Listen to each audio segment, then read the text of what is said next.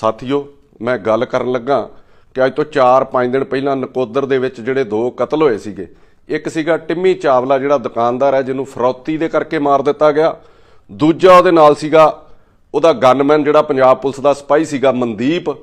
उन्हां दोवां दी जिहड़ी ओह जान चलेगी। कल मैं भोग दे उत्ते गया सीगा टिम्मी ते जो हालात पिछले दिनां च उहनूं झल्लणे पए, 1 महीना किवें ओह दहशत दे विच रिहा, ਉਹ मैं तुहाडे नाल साझे कर लगा कि दोवें चले गए आ, वापस नहीं उन्हां चों किसी ने भी आउणा। टिम्मी दीयां 2 बेटियां ने छोटियां छोटियां ते मनदीप दा 1 बेटा है 2 साल दा। कल्ला उन्हां दोवां दा कतल नहीं होया, इन्हां बच्चियां दे भविख दा भी कतल होया, इन्हां दीयां आसां उम्मीदां दा भी कतल होया, इन्हां दीयां खाशां दा भी कतल होया। और इन्हां कतलां तो बाद कुछ सिੱਖਣ ਦੀ लोड़ है, सिस्टम दे विच सुधार करन दी लोड़ है। होर किन्नियां क जानां जिहड़ियां जाणगीਆਂ, चाहे वो कारोबारियां दे रूप च होण, चाहे वो गैंगस्टर दे रूप च होण, चाहे वो नशे दे नाल जिहड़ियां जानां जांदियां ने, किन्नियां क जानां ते किन्नी क जिहड़ी जवानी आ पंजाब दी बर्बाद जे होर होणी आ। इहदे विच सिस्टम कित्थे जिम्मेवार सीगा, उन्हां वल्लों की कुताहियां होईयां। जे मैं कह लवां ना कि किन्नू किन्नू गुनाहगार कवां, मैं वजह बेरंगी गुलजार कहूँ या ना कहूँ, कौन कितना है गुनहगार कहूँ या ना कहूँ। जो होया उन्हां नालों जिन्हां हालातां चों निकले आ ਉਹ मैं तुहानूं दस्सण लगा कि जिन्हां दे भरोसे दे विच जिन्हां अफसरां ने उन्हां नूं गंभीरता नाल नहीं लिया, जिन्हां दे करके उन्हां दी जान गई, जिन्हां दे भरोसे दे विच आ गए ते उन्हां नूं मौत दा जिहड़ा सामना करना पै गया, उन्हां दी किते जिम्मेवारी तय होगी जां अग्गों भी किते इन्हां चीज़ां दे उत्तों सबक लिया जाऊगा। हुण मैं दस्सण लगा कि जो उहदे नाल उन्हां दिनां दे विच होया।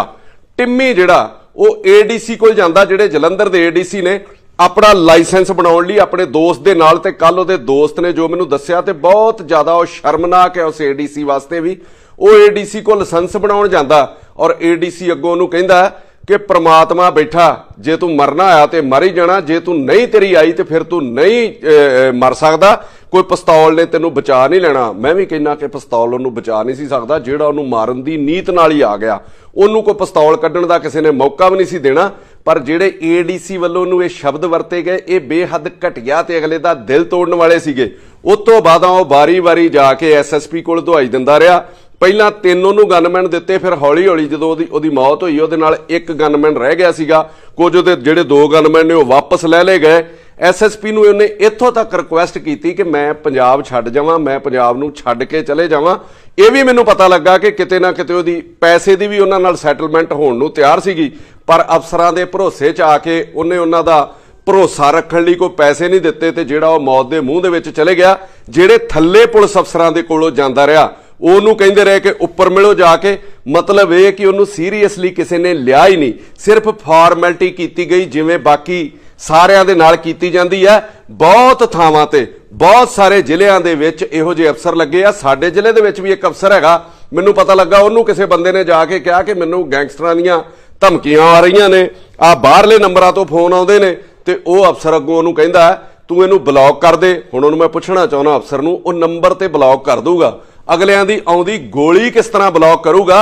ਤੁਹਾਡੇ ਲੋਕਾਂ ਕੋਲ ਜੇ ਲੋਕ ਆਸ ਨਾਲ ਜਾਂਦੇ ਨੇ ਨਾ, ਤੇ ਉਹਨਾਂ ਲੋਕਾਂ ਨੂੰ ਵੀ ਮੈਂ ਕਹਿਣਾ ਚਾਹੁੰਦਾ, ਤੇ ਮੈਂ ਤੁਹਾਨੂੰ ਵੀ ਕਹਿਣਾ ਚਾਹੁੰਦਾ, ਤੁਸੀਂ ਉਹ ਹਾਲਾਤ ਬਣਾ ਦਿੱਤੇ कि बरूद के ढेर पे बैठी हुई दुनिया शोलों से हिफाजत का हुनर पूछती है। मनदीप नूं बचाउंदियां जिहड़ियां गोलियां लगियां, ਉਹਨੂੰ मेरे ख्याल 3 के 4 गोलियां जिहड़ियां वजियां, और 8:15 जो ਉਹਦੇ ਨਾਲ होया मैं वो भी दस्सण लगा कि 8:15 ਦੇ ਕਰੀਬ ਇਹ ਹਾਦਸਾ ਵਾਪਰਦਾ। ਉਦੋਂ ਉਹਦੇ ਘਰ ਦੇ ਉਹਨੂੰ ਹਸਪਤਾਲ ਲੈ ਕੇ ਜਾਂਦੇ ਨੇ। ਹਸਪਤਾਲ ਪਹੁੰਚਦਿਆਂ ਅੱਧਾ ਘੰਟਾ ਉਹਨਾਂ ਨੂੰ ਲੱਗਾ ਹੋਊਗਾ। ਉਹ ਹਸਪਤਾਲ ਵਾਲੇ ਉਹਨੂੰ ਅਗਲੇ ਹਸਪਤਾਲ ਦੇ ਵਿੱਚ ਰੈਫਰ ਕਰ ਦਿੰਦੇ ਨੇ, ਜਿੱਥੇ ਜਾਂਦਿਆਂ ਪੂਰੇ ਟਾਈਮ ਦੇ ਵਿੱਚ 10 ਵੱਜ ਜਾਂਦੇ ਨੇ। 10 ਵਜੇ ਦਾ ਉਹ ਬੰਦਾ ਹਸਪਤਾਲ ਦੇ ਵਿੱਚ ਗਿਆ ਹੋਵੇ ਤੇ 10 ਵਜੇ ਤੋਂ ਰਾਤ 2 ਵਜੇ ਤੱਕ ਉਹਨੂੰ ਸਿਰਫ ਮੈਡੀਕਲ ਅਫਸਰ, ਜਿਹਨੂੰ MO ਕਹਿ ਦਿੰਦੇ ਆ, ਉਹ ਹੈਂਡਲ ਕਰਦਾ ਰਿਹਾ।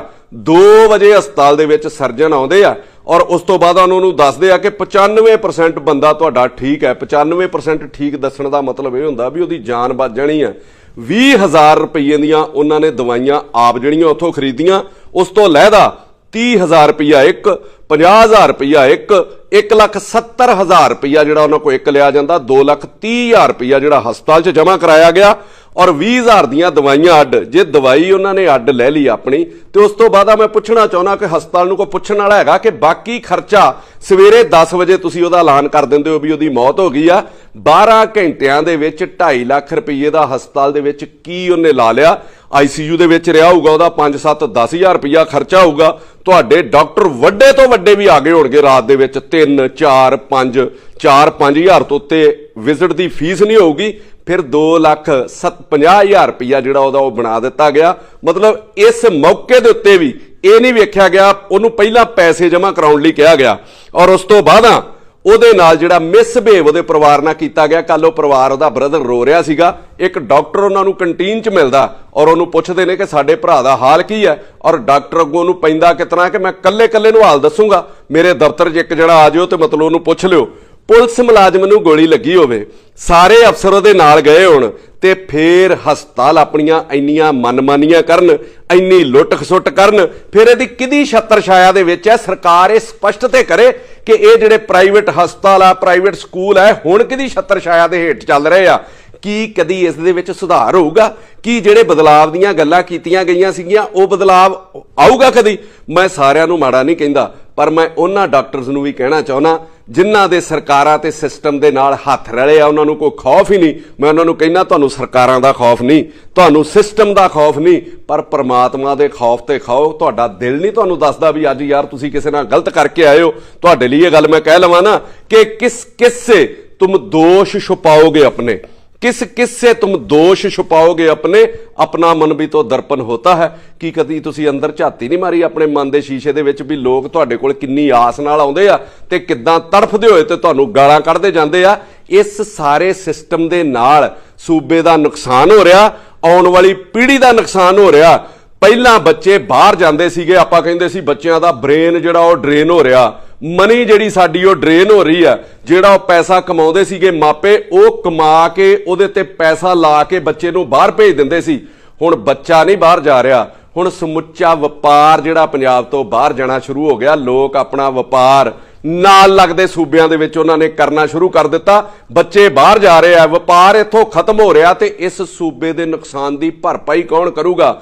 ਇੰਨੇ ਬੱਚੇ ਬਾਹਰ ਜਾਣਾ, ਇੰਨਾ ਵਪਾਰੀਆਂ ਦਾ ਡਰੇ ਹੋਣਾ, ਇੰਨਾ ਵਪਾਰ ਬਾਹਰ ਜਾਣਾ, ਇੱਕ ਜਿਹੜਾ ਇਸ਼ਾਰਾ, ਇੱਕ ਮਤਲਬ ਸਿਗਨਲ ਆ ਜਿਹੜਾ ਕਿ ਪੰਜਾਬ ਦੇ ਤਬਾਹ ਹੋਣ ਦਾ। ਇਹਦੇ ਲਈ ਕਿਸੇ ਸ਼ਾਇਰ ਨੇ ਬਹੁਤ ਖੂਬ ਲਿਖਿਆ कि जे अजय भी ना समझे कि ये एक इशारा है, ये एक इशारा है आफते नागहानी का, किसी जगह से परिंदों का कूच कर जाना।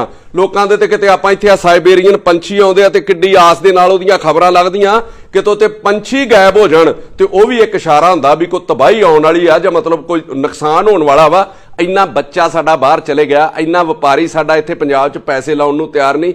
ਅਜੇ ਵੀ ਸਾਨੂੰ ਅਕਲ ਨਹੀਂ ਆ ਰਹੀ ਕਿ ਯਾਰ ਅਸੀਂ ਸਿਸਟਮ ਨੂੰ ਠੀਕ ਕਿੱਦਾਂ ਕਰਨਾ। ਜਿਹੜੇ ਇੱਥੇ ਕੰਮ ਕਰਦੇ ਆ ਉਹ ਵਿਚਾਰੇ ਆਪਣੀ ਫਰੌਤੀ ਦੇ ਦੇ ਕੇ ਜਾਨ ਛੁਡਾ ਰਹੇ ਆ ਔਰ ਡਰਦੇ ਕਿਸੇ ਦੇ ਨਾਲ ਗੱਲ ਵੀ ਨਹੀਂ ਕਰਦੇ, ਚੁੱਪ ਚਪੀਤੇ ਹੀ ਪੈਸੇ ਦੇ ਦਿੰਦੇ ਆ। ਤੇ ਜਿਹੜੇ ਨਹੀਂ ਦਿੰਦੇ ਉਹਨਾਂ ਦਾ ਹਾਲ ਤੁਸੀਂ ਦੇਖ ਲਓ ਵੀ ਕੀ ਹੋ ਰਿਹਾ।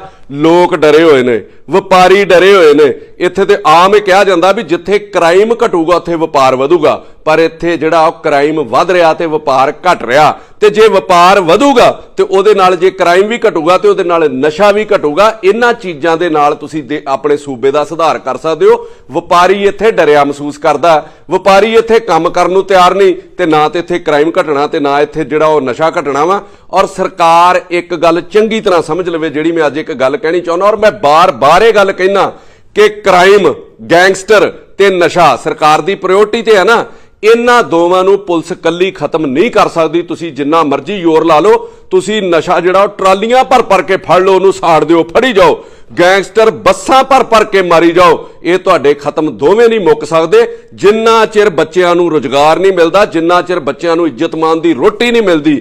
ਮੈਨੂੰ ਅੱਜ ਕਿਸੇ ਬਹੁਤ ਸੀਨੀਅਰ ਸਿਟੀਜ਼ਨ ਚੰਡੀਗੜ੍ਹ ਚੋਂ ਰਹਿੰਦੇ ਨੇ ਔਰ ਬਹੁਤ ਅਮੀਰ ਆਦਮੀ ਨੇ, ਉਹ ਬਜ਼ੁਰਗ ਨੇ, ਮਤਲਬ ਉਹਨਾਂ ਦਾ ਇੱਕ ਮੈਨੂੰ ਮੈਸੇਜ ਆਇਆ ਅੱਜ ਔਰ ਮੇਰੇ ਫੋਨ ਦੇ ਵਿੱਚ ਹੈ। ਉਹਦੇ ਵਿੱਚ ਉਹ ਕਹਿੰਦੇ ਨੇ ਕਿ ਪੰਜਾਬ ਦਾ DGP ਇੰਨਾ ਇਮਾਨਦਾਰ ਹੈ, ਇੰਨਾ ਕਾਬਲ ਹੈ, ਫਿਰ ਵੀ ਇਹ ਸਿਸਟਮ ਜਿਹੜਾ ਕੰਟਰੋਲ ਕਿਉਂ ਨਹੀਂ ਹੋ ਰਿਹਾ? ਪੰਜਾਬ ਦੇ ਵਿੱਚ ਕ੍ਰਾਈਮ ਕਿਉਂ ਨਹੀਂ ਘਟ ਰਿਹਾ? ਪੰਜਾਬ ਦੇ ਵਿੱਚ ਨਸ਼ਾ ਕਿਉਂ ਨਹੀਂ ਘਟ ਰਿਹਾ?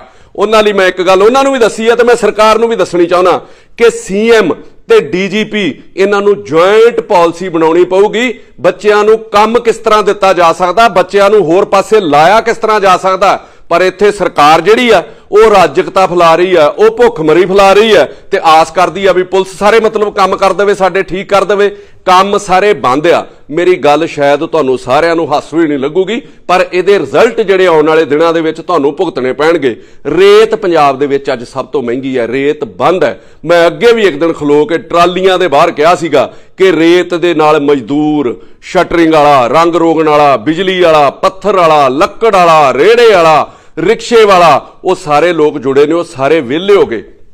ਘਰ ਦੀਆਂ ਜ਼ਰੂਰਤਾਂ ਪੂਰੀਆਂ ਕਰਨ ਲਈ ਮਾੜਾ ਚੰਗਾ ਕੰਮ ਉਹ ਕਰ ਰਹੇ ਆ। ਮਾੜੇ ਕੰਮਾਂ ਵੱਲ ਕਈਆਂ ਦਾ ਧਿਆਨ ਜਾ ਰਿਹਾ, ਥੋੜੇ ਥੋੜੇ ਪੈਸਿਆਂ ਦੇ ਨਾਲ ਉਹਨਾਂ ਨੂੰ ਵਰਗਲਾਇਆ ਜਾ ਰਿਹਾ, ਗਲਤ ਕੰਮ ਉਹਨਾਂ ਕੋਲੋਂ ਕਰਾਏ ਜਾ ਰਹੇ ਆ। ਹੁਣ ਤੱਕ ਜਿੰਨੇ ਵੀ ਕ੍ਰਿਮੀਨਲ ਫੜੇ ਆ, ਜਿਨ੍ਹਾਂ ਨੇ ਵੱਡੀਆਂ ਵੱਡੀਆਂ ਵਾਰਦਾਤਾਂ ਨੂੰ ਅੰਜਾਮ ਦਿੱਤਾ, ਉਹਨਾਂ ਨੂੰ ਗੈਂਗਸਟਰ ਜਿਹੜਾ ਨਾਮ ਦਿੱਤਾ ਜਾਂਦਾ, ਉਹ ਕਿੰਨੇ ਕੁ ਅਮੀਰ ਫੜੇ ਆ। ਤੁਸੀਂ ਅੱਜ ਉਹਨਾਂ ਸਾਰਿਆਂ ਦੀ ਡਿਟੇਲ ਘਰੋ ਘਰੀ ਪੱਤਰਕਾਰ ਵੀ ਜਾ ਕੇ ਲੈ ਕੇ ਮਤਲਬ ਆ ਸਕਦੇ ਆ ਕਿ ਕਿੰਨੇ ਕੁ ਅਮੀਰ ਆ ਔਰ ਕਿੰਨੇ ਕੁ ਪੈਸੇ ਲੈ ਕੇ ਉਹਨਾਂ ਨੇ ਇਹ ਸਾਰੇ ਕੰਮ ਕੀਤੇ। ਸਾਰਾ ਘੋਖਣ ਤੇ ਇਹਦੇ ਉੱਤੇ ਵਿਚਾਰ ਕਰਨ ਦੀ ਲੋੜ ਹੈ। ਆ ਤਰਨਤਾਰਨ ਦੇ ਵਿੱਚ ਵੀ ਜਿਹੜਾ ਪਰਸੋਂ ਹਮਲਾ ਹੋਇਆ ਰਾਕਟ ਲਾਂਚਰ ਦੇ ਨਾਲ, ਅੱਜ ਇੱਕ ਚੈਨਲ ਚਲਾ ਰਿਹਾ ਸੀਗਾ, ਜੇ ਮੈਂ ਕਿਤੇ ਗਲਤ ਨਾ ਹਾਂ, ਕਿ ਉਹ ਢਾਬੇ ਤੇ ਬੰਦੇ ਬੈਠੇ ਗੱਲਾਂ ਕਰਦੇ ਸੀ। ਜਿਹੜਾ ਕੋਈ ਪੁਲਿਸ ਨੂੰ ਕਲੂ ਮਿਲ ਰਿਹਾ, ਉਹਦੇ ਵਿੱਚ 3 ਹਿੰਦੀ ਬੋਲਣ ਵਾਲੇ ਸੀਗੇ ਤੇ 1 ਪੰਜਾਬੀ ਸੀਗਾ। ਅਖੀਰ ਉਹ ਫੜੇ ਜਾਣੇ ਨੇ, ਉਹਨਾਂ ਦੇ ਵਿੱਚੋਂ ਵੀ ਪਤਾ ਲੱਗ ਜਾਣਾ ਵੀ ਕੌਣ ਕਿੰਨੇ ਕੁ ਅਮੀਰ ਸੀਗੇ ਔਰ ਕਿੰਨੇ ਕੁ ਪੈਸਿਆਂ ਲਈ ਉਹਨਾਂ ਨੇ ਕੰਮ ਕੀਤਾ। ਸਭ ਮਾਤੜ ਘਰਾਂ ਦੇ ਵਿੱਚੋਂ ਨੇ ਜਿਨ੍ਹਾਂ ਨੇ ਇਹਨਾਂ ਕੰਮਾਂ ਨੂੰ ਅੰਜਾਮ ਦਿੱਤੇ, ਜਿਨ੍ਹਾਂ ਦੇ ਘਰ ਰੋਜੀ ਰੋਟੀ ਨਹੀਂ ਚੱਲਦੀ। ਜੋ ਥੋੜੇ ਬਹੁਤ ਫੜੇ ਵੀ ਆ, ਜੋ ਵੱਡੇ ਘਰਾਂ ਦੇ ਹੋਣਗੇ, ਉਹ ਕਿਤੇ ਸਿਸਟਮ ਦੇ ਸਤਾਏ ਹੋਣਗੇ ਜਾਂ ਉਹਨਾਂ ਨਾਲ ਕੋਈ ਵਧੀਕੀ ਹੋਈ ਹੋਊਗੀ। ਗੈਂਗਸਟਰ ਤੇ ਨਸ਼ਾ ਖਤਮ ਕਰਨ ਵਾਲੇ ਇਹ ਬਿਆਨ ਜਿਹੜੇ ਪੁਲਿਸ ਸਰਕਾਰ ਦਿੰਦੀ ਆ ਨਾ, ਇਹਨਾਂ ਦਾ ਲੋਕਾਂ ਨੇ ਮਜ਼ਾਕ ਉਡਾਉਣਾ ਸ਼ੁਰੂ ਕਰ ਦਿੱਤਾ। ਲੋਕ ਥੱਲੇ ਤੁਹਾਨੂੰ ਲਿਖਦੇ ਪਤਾ ਕੀ ਆ, ਜਦੋਂ ਤੁਸੀਂ ਨਸ਼ਾ ਤੇ ਗੈਂਗਸਟਰ ਖਤਮ ਕਰਨ ਦੀਆਂ ਗੱਲਾਂ ਕਰਦੇ ਹੋ ਤੇ ਲੋਕ ਤੁਹਾਡਾ ਮਜ਼ਾਕ ਉਡਾਉਂਦੇ ਨੇ ਕਿ ਤੁਹਾਡੇ ਕੋਲੋਂ ਤੇ ਅਜੇ ਤੱਕ ਚਾਈਨਾ ਡੋਰ ਨਹੀਂ ਖਤਮ ਹੋਈ ਪੰਜਾਬ ਦੇ ਵਿੱਚ, ਫਿਰ ਤੁਸੀਂ ਨਸ਼ਾ ਕਿੱਥੋਂ ਖਤਮ ਕਰ ਲੋਗੇ, ਫਿਰ ਤੁਸੀਂ ਗੈਂਗਸਟਰ ਕਿੱਥੋਂ ਖਤਮ ਕਰ ਲੋਗੇ। ਫਿਰ ਇਹ ਤੇ ਹੋ ਨਹੀਂ ਸਕਦਾ ਕਿ ਸਰਕਾਰ ਲੋਕਾਂ ਨੂੰ ਕੰਮ ਵੀ ਨਾ ਦੇਵੇ ਤੇ ਜਿਹੜਾ ਹੈਗਾ ਉਹਨੂੰ ਵੀ ਤਬਾਹ ਕਰੀ ਜਾਵੇ ਤੇ ਲੋਕ ਕ੍ਰਾਈਮ ਨਾ ਕਰਨ। ਇਹ ਦੋ ਚੀਜ਼ਾਂ ਚੱਲਣੀਆਂ ਨਹੀਂ। ਆਪ ਸਾਰਾ ਸਿਸਟਮ ਵਿਗਾੜ ਕੇ ਤੇ ਪੁਲਿਸ ਨੂੰ ਤੁਸੀਂ ਕਹਿ ਰਹੇ ਹੋ ਕਿ ਇਹਨੂੰ ਕੰਟਰੋਲ ਕਰੇ। ਆਵਾਜ਼ ਵੀ ਤੁਸੀਂ ਦਬਾਉਣ ਦੀ ਕੋਸ਼ਿਸ਼ ਕਰਦੇ ਹੋ ਕਿ ਤੁਹਾਡੇ ਖਿਲਾਫ ਕੋਈ ਆਵਾਜ਼ ਵੀ ਨਾ ਚੁੱਕੇ। ਇਸ ਤਰੀਕੇ ਤੁਹਾਡਾ ਸਿਸਟਮ ਤੇ ਤੁਹਾਡਾ ਸੂਬਾ ਨਹੀਂ ਸੁਧਰ ਸਕਦਾ। ਮਾਨ ਸਾਹਿਬ ਤੇ ਕੇਜਰੀਵਾਲ ਸਾਹਿਬ, ਲੋਕਾਂ ਦੀ ਆਵਾਜ਼ ਤੁਸੀਂ ਦਬਾ ਨਹੀਂ ਸਕਦੇ। ਜੇ ਇਹਨੂੰ ਜ਼ਿਆਦਾ ਦਬਾਉਣ ਦੀ ਕੋਸ਼ਿਸ਼ ਕਰੋਗੇ ਤੇ ਇਹ ਬਗਾਵਤ ਬਣ ਕੇ ਲੋਕਾਂ ਦੇ ਵਿੱਚ ਉੱਭਰ ਪੈਣੀ ਹੈ, ਜਿਵੇਂ ਬੇਅਦਬੀ ਵੇਲੇ ਉੱਭਰੀ ਸੀਗੀ। ਸੋ ਇਹ ਗੱਲਾਂ ਨਾ ਕਰੋ ਕਿ ਲੋਕ ਮਾਰੇ ਵੀ ਜਾਣ ਤੇ ਲੋਕ ਤੜਫਣ ਵੀ ਨਾ, ਲੋਕ ਆਪਣੀ ਆਵਾਜ਼ ਵੀ ਨਾ ਚੁੱਕਣ। ਤੁਸੀਂ ਤੇ ਉਹ ਹਾਲਤ ਕਰ ਰਹੇ ਹੋ ਕਿ ਨਾ ਤੜਪਨੇ की इजाजत है ना फरियाद की, घुट घुट के मर जाओ यही मर्जी है मेरे सयाद की। सो मैं तुहानू फिर एक बेनती करदा, इस सब ते तुहानू मिल के काम करना पैना। तुहानू डीजीपी दे नाल सीएम नू ਆਪੋ ਆਪਣਾ ਜਿਹੜਾ ਰੋਲ ਅਦਾ ਕਰਨਾ ਪੈਣਾ ਵਾ। ਸਰਕਾਰ ਆਪਣਾ ਫਰਜ਼ ਨਿਭਾਵੇ, ਲੋਕਾਂ ਨੂੰ ਕੰਮ ਕਰ ਦੇਵੇ ਤੇ ਪੁਲਿਸ ਆਪਣਾ ਫਰਜ਼ ਨਿਭਾਵੇ। ਹੁਣ ਤੱਕ ਮੇਰਾ ਖਿਆਲ 50 ਤੋਂ ਉੱਪਰ ਜਿਹੜੇ ਕਤਲ ਹੋ ਚੁੱਕੇ ਆ ਫਰੌਤੀਆਂ ਦੇ ਕਰਕੇ ਜਾਂ ਆਪਸੀ ਮੁੱਠਭੇੜ ਕਰਕੇ, ਆਪਸੀ ਲਾਗਤਬਾਜ਼ੀ ਦੇ ਨਾਲ, ਜਿਹਨੂੰ ਆਪਾਂ ਗੈਂਗਸਟਰਾਂ ਦਾ ਨਾਂ ਦੇ ਦਿੰਨੇ ਆ। ਛੇਤੀ ਤੋਂ ਛੇਤੀ ਇਹਦੇ ਉੱਤੇ ਨੀਤੀ ਬਣਾਉਣ ਦੀ ਲੋੜ ਹੈ, ਨਹੀਂ ਤੇ ਨਾ ਪੰਜਾਬ ਦੇ ਵਿੱਚ ਬੱਚੇ ਤੇ ਅੱਗੇ ਹੀ ਨਹੀਂ ਬਚੇ। ਜੇ ਕੰਮਕਾਰ ਵੀ ਨਾ ਬਚਿਆ ਤੇ ਫਿਰ ਇਸ ਸੂਬੇ 'ਚ ਕੀ ਤੁਸੀਂ ਇਲੈਕਸ਼ਨਾਂ ਕਰਾਓਗੇ, ਕੀ ਤੁਸੀਂ ਜਿੱਤੋਗੇ, ਕੀ ਮਤਲਬ ਇਹਦੇ ਉੱਤੇ ਤੁਸੀਂ ਰਾਜ ਕਰੋਗੇ। ਇਹਦੇ ਉੱਤੇ ਇੱਕ ਜੁਆਇੰਟ ਜਿਹੜੀ ਤੁਹਾਨੂੰ ਰਲ ਕੇ ਕੰਮ ਕਰਨਾ ਪੈਣਾ, ਪੁਲਿਸ ਨੂੰ ਤੇ ਸਰਕਾਰ ਨੂੰ। ਇਹਦੇ ਉੱਤੇ ਪਾਲਿਸੀ ਬਣਾਉਣੀ ਪੈਣੀ ਆ। ਮੈਂ ਅਖੀਰ 'ਚ ਫਿਰ ਤੁਹਾਨੂੰ ਕਹਿੰਦਾ, ਮਾਰ ਮਾਰ ਕੇ ਤੇ ਫੜ ਫੜ ਕੇ ਤੁਹਾਡੇ ਕੋਲੋਂ ਨਸ਼ਾ ਕੁਝ ਵੀ ਖਤਮ ਨਹੀਂ ਹੋਣਾ। ਬੱਚਿਆਂ ਨੂੰ ਇੱਜ਼ਤ ਮਾਣ ਵਾਲੀ ਰੋਟੀ ਦੇਣੀ ਪੈਣੀ ਆ। ਔਰ ਛੇਤੀ ਤੋਂ ਛੇਤੀ ਜੇ ਸਰਕਾਰ ਜਾਗੇ, ਕਿਉਂਕਿ ਨੁਕਸਾਨ ਬਹੁਤ ਜ਼ਿਆਦਾ ਹੋ ਗਿਆ। ਪਤਾ ਨਹੀਂ ਕਿਹੜੀ ਸਾਜ਼ਿਸ਼ ਇਹਦੇ ਪਿੱਛੇ ਕੰਮ ਕਰ ਰਹੀ ਹੈ। ਇਹਨੂੰ ਫੇਲ ਕਰਨ ਲਈ ਤੁਹਾਨੂੰ ਬੱਚਿਆਂ ਨੂੰ ਕੰਮ ਦੇਣਾ ਹੀ ਪੈਣਾ। ਮੈਂ 2 ਲੈਣਾ ਕਹਿ ਕੇ ਸੀਐਮ ਨੂੰ ਤੇ ਸਮਾਪਤੀ ਕਰਨ ਲੱਗਾ ਕਿ ਉੱਠ ਜਾਗ ਪੈ ਨੀਂਦ ਚੋਂ ਚਿਹਰਾ ਤੋਂ ਸੁੱਤੇ ਗਾਫਲਾ। ਗਾਫਲ ਕਹਿੰਦੇ ਬਹੁਤ ਸੁਸਤ ਆਦਮੀ ਨੂੰ। ਉੱਠ ਜਾਗ ਪੈ ਨੀਂਦ ਚੋਂ ਚਿਹਰਾ ਤੋਂ ਸੁੱਤੇ ਗਾਫਲਾ, ਬਲਦੀ ਸ਼ਮਾਂ ਵੱਲ ਤੁਰ ਪਿਆ ਪਤੰਗਿਆਂ ਦਾ ਕਾਫਲਾ।